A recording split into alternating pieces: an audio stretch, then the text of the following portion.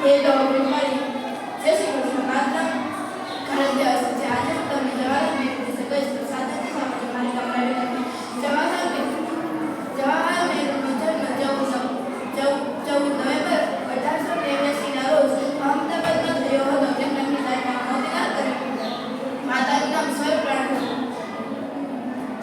તેમનો અભ્યાસ ઇંગ્લેન્ડમાં કર્યો હતો. તેમના લગ્ન કમલાદેવ સાથે થયા હતા.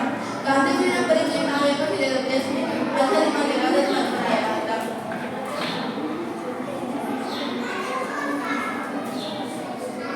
પિતાની અઢળક સંપત્તિ દેશ સેવામાં અર્પણ કરી દીધી હતી. અંગ્રેજોએ તેમને ઘણીવાર જેલમાં જેલવાસ કરીને તેમને કેટલાક પુસ્તકો લખ્યા. 1947માં આખો દેશ આઝાદ થયો હતો ત્યારે ભારતના સ્વતંત્ર વડાપ્રધાન બન્યા હતા. સફળ કામગીરી બજાવી. તેમને સફળ કામગીરી બજાવી